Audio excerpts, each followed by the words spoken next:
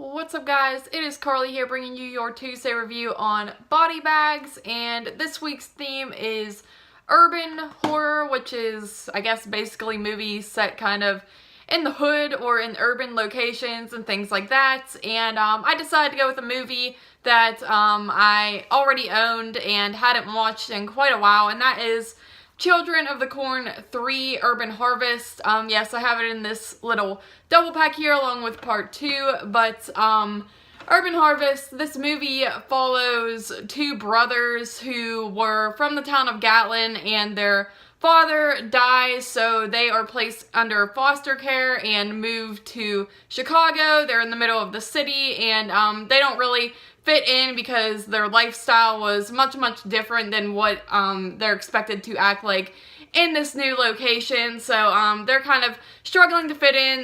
They obviously are quite close with one another, and they really kind of stick by each other's side, but the one brother, he kind of ends up making some friends and starting to fit in a little bit more, while Eli, the younger brother, is up to no good. He goes into this like abandoned, I guess, factory area and plants some corn that he brought with him, and the corn just starts to grow rapidly, and then he starts to use his, I guess, mind powers to take over the kids from Chicago and make them sort of follow his way and things like that, sort of, you know, the religious cult type of stuff that goes on in these movies, and that's what's going on in this film.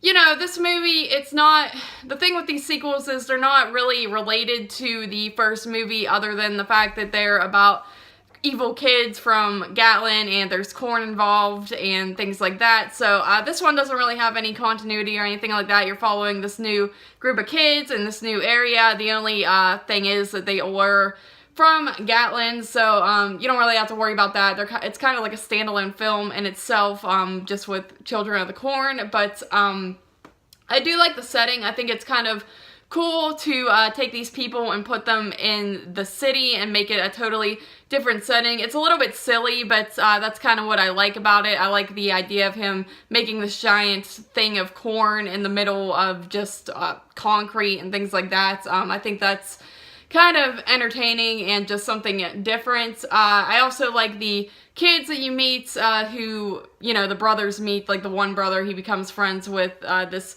dude and his sister. I like them. I think they're pretty likable characters, and I found them to be enjoyable. Eli, he is not very intimidating, I will say. He's not like as scary looking and acting as the kids in the first movie. He kind of has this very innocent look, and he tries to come off as kind of scary and menacing, but it just comes off as, once again, silly. It's not intimidating at all or anything like that. You don't really fear him. Obviously what he's doing an okay job with his performance and kind of preaching to the people and making them believe him and follow his way, but you know, he just doesn't really have that good look to him that makes him look sinister or anything like that.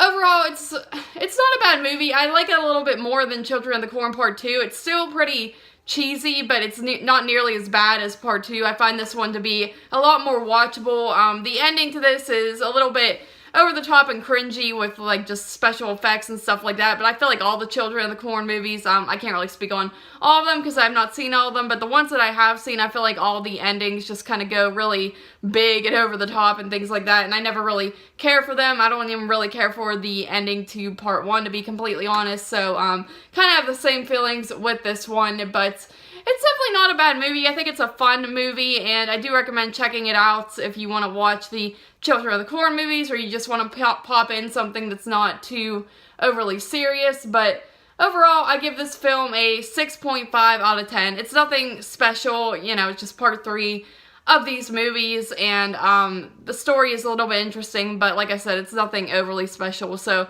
thank you guys once again for joining me for this Tuesday review, and I will see you later.